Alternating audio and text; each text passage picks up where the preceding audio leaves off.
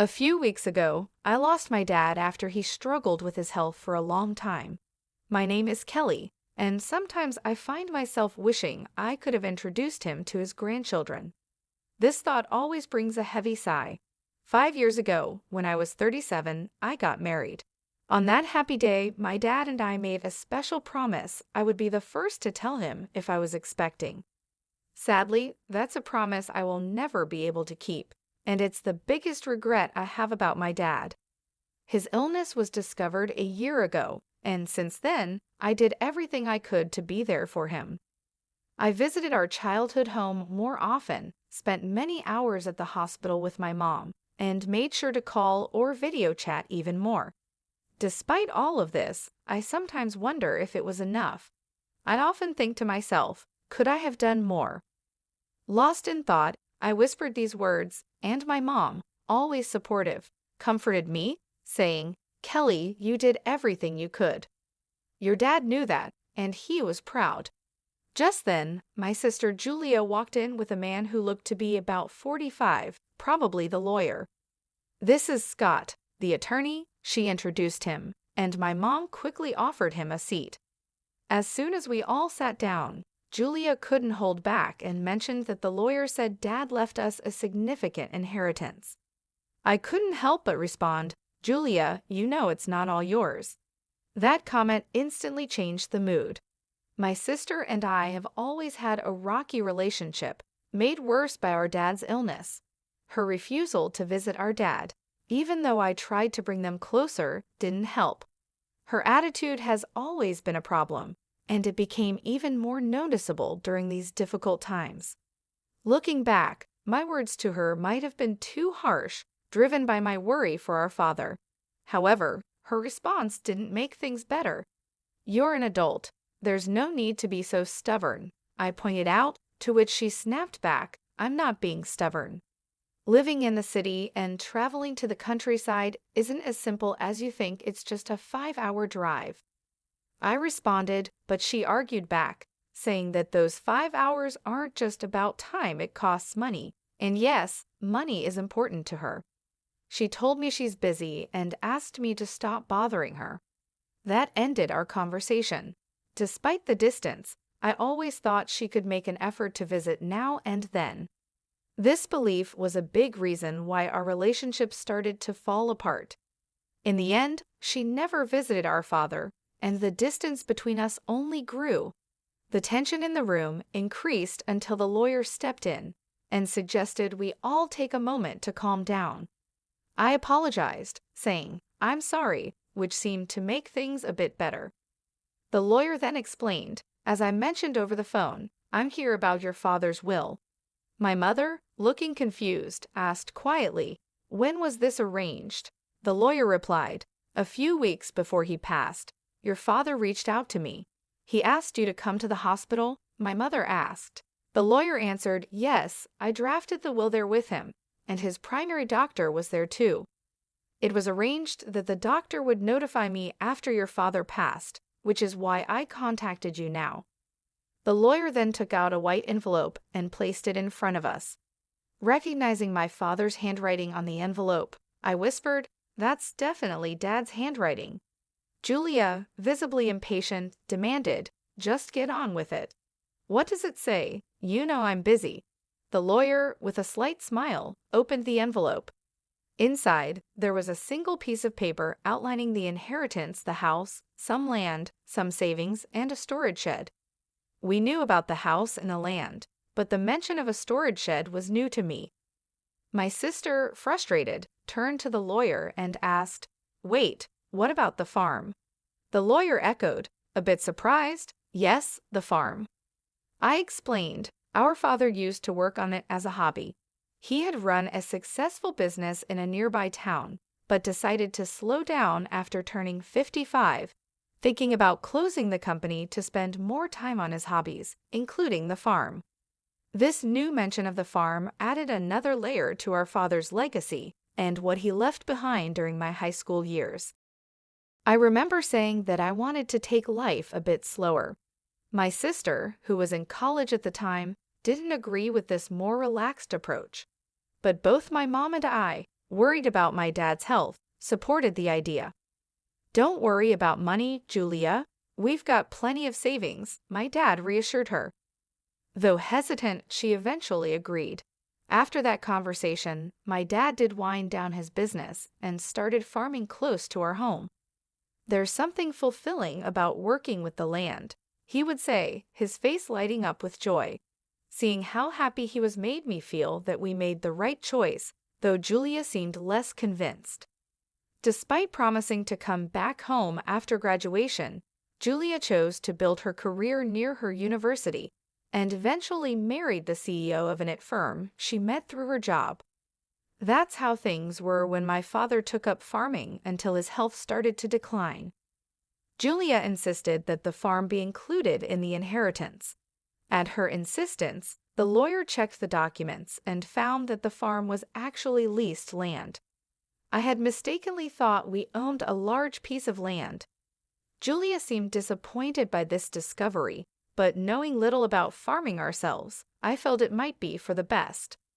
The discussion then turned to how the inheritance would be divided. "The house and the surrounding land will go to the wife," the lawyer said. Julia smirked, probably thinking about how the remaining assets would be split. "The rest, including the savings and the storage shed, should be divided between you three," the lawyer suggested. "Savings? That means cash, right?" "I'll take that," Julia said, focusing on the money. "The total savings amount to approximately $300,000, and this sum is not subject to inheritance tax," the lawyer informed us. "I want the $300,000 in cash," Julia declared, feeling like she had won. But this didn't sit well with me, and I spoke up. "Hold on, I don't agree. Why should you get all the cash?" I protested. "Because I'm the eldest," she argued, as if that settled it. "Fine, you can have the storage shed. What's that even worth anyway?" she added dismissively, turning back to the lawyer for more details. "It's the shed next to the farm. Whoever inherits it will own the structure, the land it's on, and anything inside it," the lawyer explained. Suddenly, Julia's attitude changed when she heard there was additional land. It struck me as odd that, even though she was married to a successful CEO, her desire for more seemed never-ending. As the lawyer explained more about the storage shed, he mentioned it came with a small piece of land, about 90 square feet, roughly the size of a small bedroom. He then laid out some photos of the shed for us to see, showing both the outside and inside. The shed looked quite run down from the outside, and inside it only had simple gardening tools like hoses, scissors, and shovels, nothing that seemed particularly valuable. My sister made a face of disgust when she saw the photos. "I don't want this," she said, looking closely at the images. They really just showed everyday items, more valuable for their memories than for money. "Fine, you take the cash. I want nothing to do with that old shed," she said, clearly wanting to distance herself from what she saw as a worthless inheritance. "Hold on, that seems unfair," I protested, realizing how uneven the division was. My sister quickly agreed to take the cash, knowing it was the more valuable option, leaving me with what she saw as worthless. Her insistence made me feel trapped, especially when my mother said, "As long as Julia doesn't complain later, I see no problem with this arrangement." Complain? Why would I? Julia quickly agreed, satisfied with getting the cash, leaving me with the shed. I couldn't hide my disappointment, but before I could argue more, Julia dismissed my concerns, accusing me of being too sentimental. "You care more about our father than money, right?" she challenged, leaving me momentarily speechless. It's true that family should be valued over money, but her quick decision left me feeling unsettled. In the end, my mother inherited the house and land, Julia happily took all of Dad's savings, and I was left with the neglected shed. After agreeing to the division, Julia even signed a document promising not to dispute how the inheritance was split, laughing confidently as she did so. I couldn't contain my frustration and later expressed my disappointment to my mother. "Why didn't you support me?" I asked, feeling let down. My mother insisted she had helped, claiming that her involvement made sure I got the shed. But I'm not happy with just the shed, I argued, unable to see its value. You might find something unexpectedly wonderful if you give it a chance, my mom suggested, trying to be optimistic. Despite my frustrations, her words sparked a faint glimmer of hope. Maybe there was more to the shed than it seemed, a thought that left me wondering. I tried to make sense of the day's events.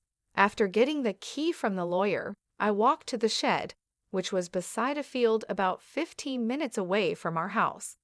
The path was quiet and rarely used, adding to the peaceful yet somber atmosphere.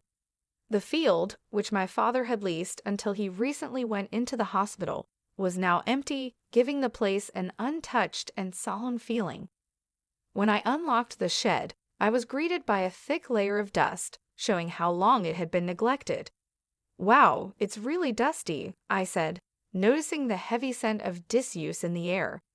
Even though I felt a bit disappointed at first, I still hoped to find something special of my father's, maybe a keepsake hidden inside. As I looked around the shed, it quickly became clear that it was just a simple space filled with farming tools. These items might have held sentimental value, but they didn't seem particularly special at first glance. I thought to myself, maybe I should just take what's inside for now, as I scanned the dim and cluttered surroundings. Then I noticed something odd about the shed's size. It seemed smaller on the inside than it did from the outside, which puzzled me.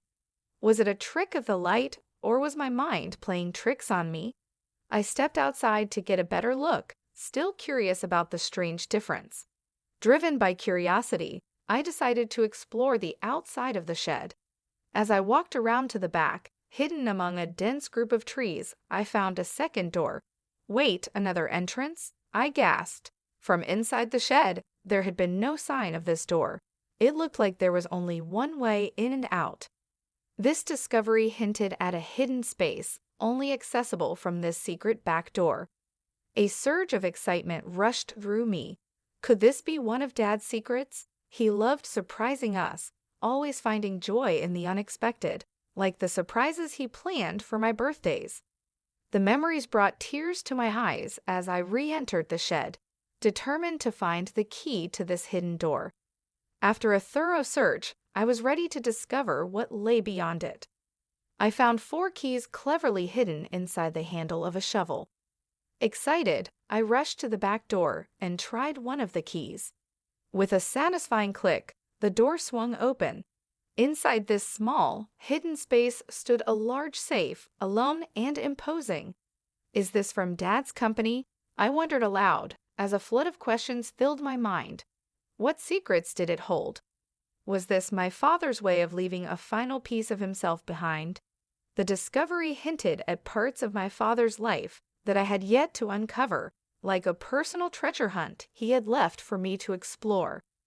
I immediately recognized the safe as the one that used to sit in the corner of my father's office, a familiar sight from my childhood.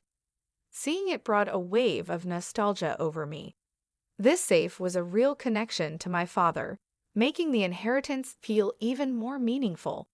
Knowing my dad, this felt like just the beginning of his final surprises for me. "There's got to be more," I whispered to myself as I used the 3rd key to unlock the safe. The door creaked open, revealing contents that left me completely amazed, an unexpected legacy. Realizing how important this discovery was, I quickly secured the safe and went to tell my mother. Later, with my husband's help, we moved the safe from my parents' home. It occurred to me that these valuable items, likely part of my inheritance, might have tax implications. Wanting to handle this properly, I decided to seek legal advice. Following the lawyer's suggestion, I contacted a certified public accountant, CPA, recommended by a friend to help navigate the possible tax issues. This professional took care of the complicated details, making sure everything was in order. A year passed as we dealt with these matters when, unexpectedly, my sister showed up at my home. Her visit was surprising, especially considering our strained relationship over the inheritance. I was just in the area, she claimed, but her uneasy behavior and the fact that we lived 20 minutes apart made her visit seem less than casual. Despite our complicated history, I invited her in. After serving coffee, she seemed restless and finally asked, "Did you win the lottery or something?" Her question puzzled me. I never played the lottery, and it wasn't the time for my husband's holiday bonus. "What are you getting at?" I asked, trying to understand her point. I finally asked her to clarify her strange accusations. Her mood shifted suddenly to irritation. "Are you making fun of me?" she accused. Her reaction confused me even more, as her question seemed completely unexpected. I had no idea what made her think I had come into a lot of money, especially since only my family knew about the mysterious contents of the safe. My sister was filled with curiosity about money, insisting that I must have received a significant amount. She told me about a recent conversation with our aunt in the city, who unknowingly sparked her curiosity. Our aunt mentioned receiving a $5,000 gift card from me as a thank you for visiting our father during his illness. This gesture led my sister to wildly speculate that I had stumbled upon some unexpected fortune. "You've come into some money, haven't you? Just admit it," she pressed, looking for answers. Understanding what had led to her questions, I sighed, which only irritated her more. "What's with the attitude? Are you making fun of me?" she demanded. I tried to explain that it was just a gesture of appreciation, but she questioned where the money for such gifts came from. I reminded her of the inheritance, specifically the dusty shed she had dismissed, and then revealed the discovery of the safe inside it, a real treasure trove left by our father. The safe contained a collection of valuable watches, a passion of our father's. Although I wasn't sure of their exact worth, it was clear they were valuable, especially considering the modest savings left behind. This revelation led to a discussion about the possibility of having to pay inheritance tax, a concern my mother had raised when she learned what was inside the safe. "What should I do, Mom?" I asked, seeking her advice. My mother suggested handling everything openly and honestly, reminding me that secrets like these usually come to light eventually. Following her advice, I contacted the lawyer we had previously consulted. The lawyer explained that the value of inherited items determines whether inheritance tax applies. This led me to take the responsible step of accurately declaring the inheritance and ensuring I was complying with all the legal and financial requirements of my newfound wealth by seeking professional advice. I found out that a certified public accountant, CPA, could help manage the valuation and tax obligations of the inherited watches for me.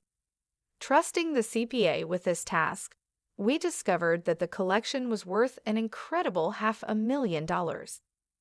Because of their high value, it was clear that inheritance tax needed to be paid.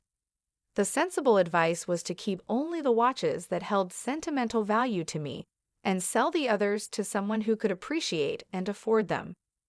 This approach not only made financial sense, but also felt right emotionally. From the money made from the sale, I was able to cover the inheritance tax and also send gift cards to relatives who supported us during my father's illness. This is what had sparked my sister's curiosity.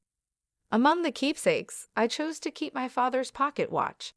It wasn't worth much in terms of money, but it was rich in memories.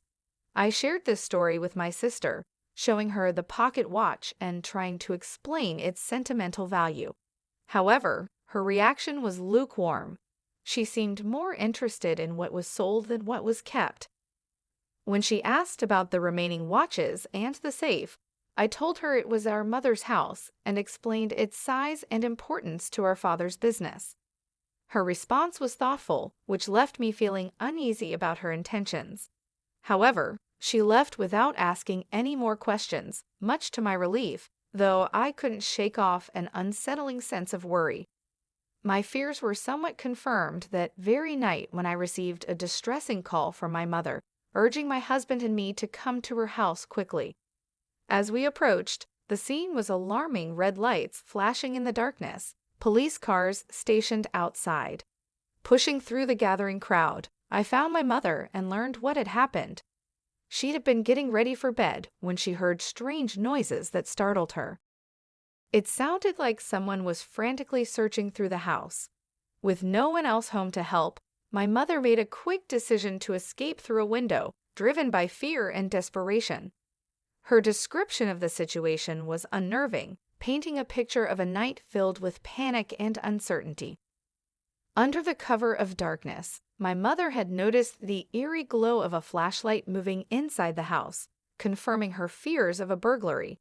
In a state of panic, she made her escape.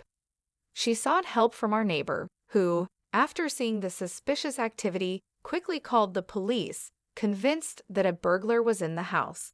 But the supposed intruder was actually my sister, Julia, who had decided to search the safe after hearing about my inheritance earlier that day. Without knowing her intentions, both my mother and the neighbor were understandably alarmed. When the police arrived, the situation escalated. Julia, caught off guard and feeling guilty, tried to flee the scene in a panic. Ironically, as she attempted to escape, she collided with the safe, causing it to tip over and trap her underneath. This accident led to her being rushed to the hospital with complaints of leg pain, leaving us all in disbelief over her reckless actions. After this chaos, my mother and I found ourselves apologizing to the responding officers for the misunderstanding. I also felt the need to inform Julia's husband about the incident, only to learn from him that Julia had been hiding a significant amount of debt due to her extravagant spending on luxury items. Their recent argument had ended with her storming out, determined to borrow money from our mom to settle her financial troubles. What we didn't know was that she had already used up her inheritance in an attempt to pay off her debt. Julia's husband, already stressed from discovering her financial mismanagement, declared his intention to divorce her after hearing about her latest escapade.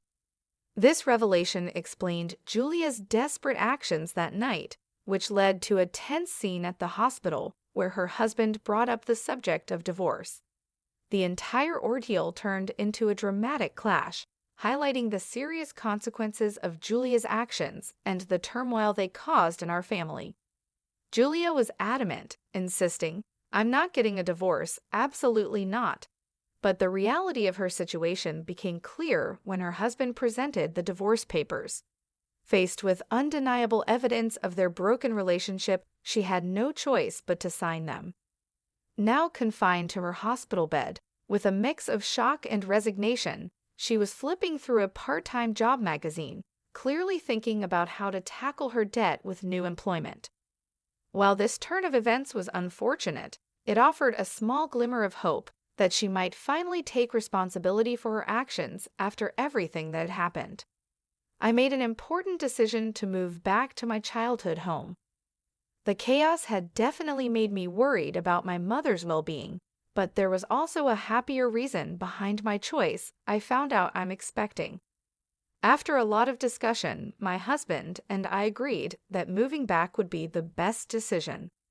This way, we can have my mother's support as our family grows. Even though I regret that my father couldn't be part of this joyful news, I find comfort in believing he would have shared in our happiness. As I step into this new chapter, the excitement of welcoming a healthy child fills me with peace and hope for the future, despite the